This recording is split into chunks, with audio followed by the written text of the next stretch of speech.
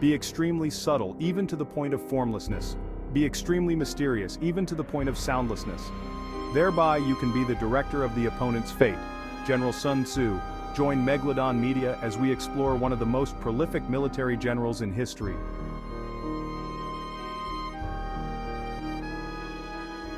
Sun Tzu, the master of war. Centuries ago, someone wrote an influential book called The Art of War. It is generally accepted that the author was the Chinese military general, strategist, and philosopher Sun Tzu.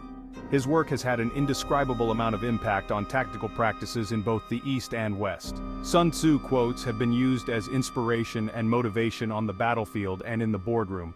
But there's so much mystery surrounding Sun Tzu's life that some scholars have questioned his very existence. Was he a real person or a mythical figure? Join us as we delve into the enigmatic legacy of Sun Tzu. Discover the secrets behind his strategies and the timeless wisdom of the art of war.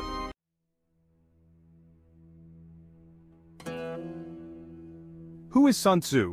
The Tzu, in Sun Tzu, can be translated as Sir or Master, meaning the well-known author may have been called Master Sun. His historical name has been given as Sun Wu. Little is known about Sun Wu's life, but some details can be discerned from his monumental work and descriptions by others. To understand Sun Tzu, it's necessary to look at the world he lived in. Official chronicles show that he was born during China's spring and autumn period, or immediately before the Warring States period. But there are differing accounts on exactly when and where Sun Tzu was born. The spring and autumn annals of the state of Lu assert Sun Tzu was born in Qi, but the records of the Grand Historian, written in the 1st century BC, state that his homeland was Wu. If the Lu Kingdom's annals are correct, Sun Tzu grew up in a northerly coastal area, roughly where the Shandong province exists today.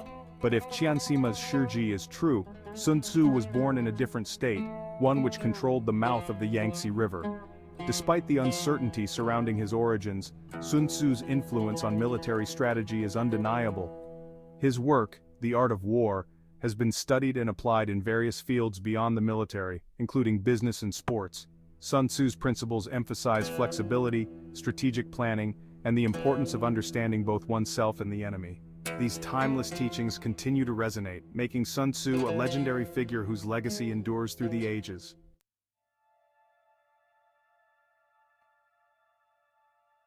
The King Who Made War Illegal. Challenging the Official History of the Art of War and the First Emperor, Part 1. Wooden tablets verify China's first emperor's obsession with immortality. Not a shot in the dark. How crossbows changed war in ancient China. Some sources give his birth year as 544 BC, but not everyone agrees.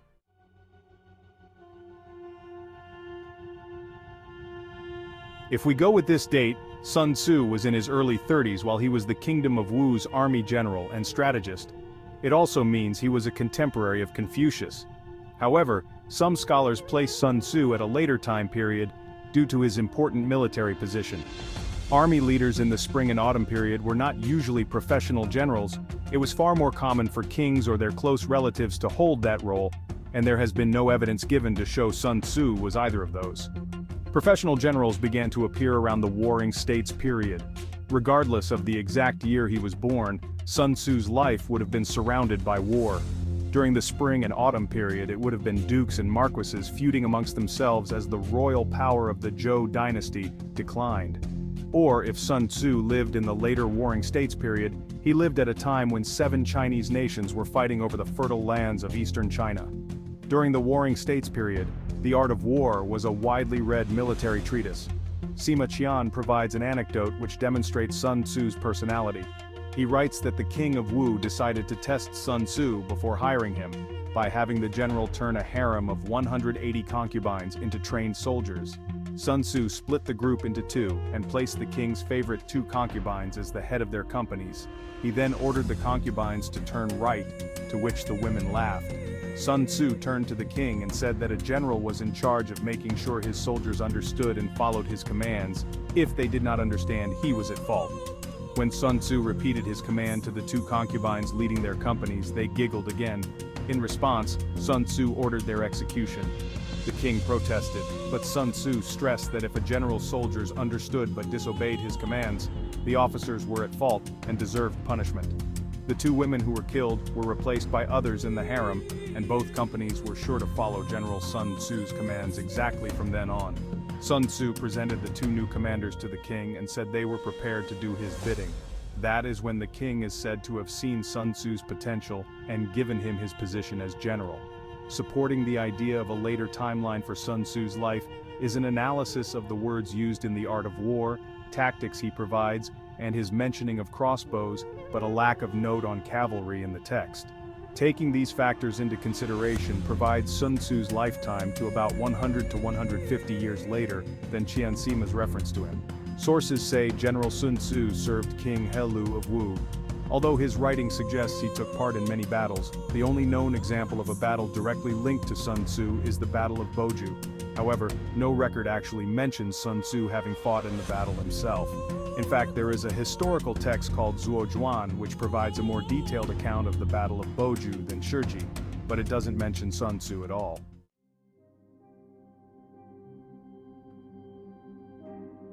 Although the anecdote of the concubines may seem violent, General Sun Tzu was generally not depicted as a violent man who enjoyed killing. The opposite is often argued. As a popular Sun Tzu quote from The Art of War states, "The supreme art of war is to subdue the enemy without fighting." It is said that Sun Tzu held a Taoist philosophy and did not focus or promote physical force as the best means to win a battle. He was more skilled at and interested in using psychological means to defeat his enemy. One famous Sun Tzu quote illustrating this point is his suggestion of gaining information on your enemy through the use of double agents. Of all those in the army close to the commander, none is more intimate than the secret agent. Of all rewards, none more liberal than those given to secret agents. Of all matters, none is more confidential than those relating to secret operations. He also argued for a military commander to break his enemy's alliances, avoid conflict, and practice surprise attacks. As Sun Tzu said, the quality of decision is like the well-timed swoop of a falcon which enables it to strike and destroy its victim.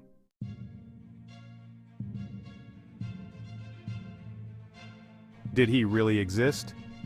The question of Sun Tzu's existence has been puzzling researchers since at least the 12th century. Was he a real person? Those who have doubted his existence tend to use the lack of his name in the Zhuozhuan as proof against his life. Zhuozhuan mentions most of the more notable figures from the spring and autumn period, so the lack of Sun Tzu's appearance in the text does raise some eyebrows, unless you consider the above-mentioned later date for his lifetime. It's also worth considering that Sun Tzu is not the only master son.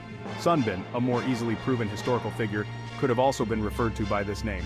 Some say that the military expert Sun Bin may have been the inspiration for a character named Sun Tzu, and possibly the real author of The Art of War. Both Sun Tzu and Sun Bin encouraged the use of strategy over brute force in battle. Some scholars claim that the famous book was not actually written by Master Sun, but by his students as a collection of his teachings. However, others assert that the book has a singular voice and style, so it is probably the work of one author and not a compilation. A compromise claims that Sun Tzu did exist and wrote most of the book, but it was added to and adjusted by his students and followers, who eventually included Sun Bin. This could explain disparities in information such as the mention of crossbows and lack of cavalry. Thus, there are three main views on Sun Tzu's existence. Sun Tzu existed and wrote The Art of War in 512 BC. Sun Tzu existed, but lived and wrote in the very end of the spring and autumn period or beginning of the Warring States period, or Sun Tzu didn't exist as a historical figure, and The Art of War was written by someone else, perhaps a few people, in the end of the 5th century BC. Bamboo slips discovered at Yin Chui Shan in 1972 also provide evidence that the book was completed between 500 and 430 BC. The Yingquishan Han slips unearthed in 1972 include Sun Tzu's Art of War, collection of Shandong Museum.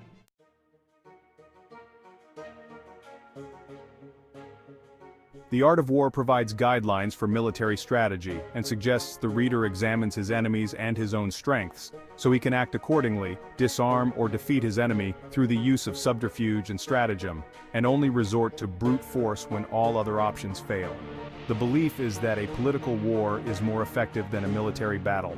Thus, the book provides a set of tactics and strategies for leaders and military commanders to outmaneuver their enemies and teaches them how to take the terrain into account should fighting occur.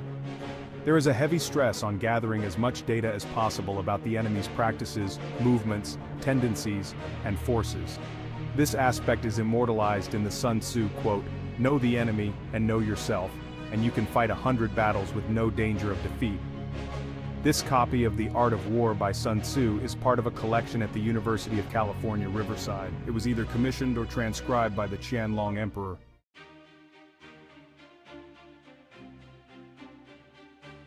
Sun Tzu had a successful military career and keen students who kept his teachings alive, but undoubtedly the strongest legacy of Sun Tzu is the art of war. Political leaders around the world have practiced the teachings in this book. For example, Qin Shi Huang, the first emperor of a unified China, used tactics from the book to end the Warring States period. Much later, Mao Zedong also applied the strategies against the Japanese and in the Chinese Civil War of the 1930s and 40s. North Vietnamese commanders Ho Chi Minh and Vo Nguyen Giap drew on Sun Tzu's work as inspiration in their battles against the French and the United States of America. It has also been said that Napoleon took some of Sun Tzu's strategic ideas through reading translations of the Chinese military general's book. There have also been many calls much more recently for a resurgence in Sun Tzu's way of thinking about war, as a way to avoid direct conflict and bloodshed as much as possible. Thanks for tuning in, and don't forget. Here at Megalodon Media News, we give you all the real news. Nobody, and I mean nobody, is talking about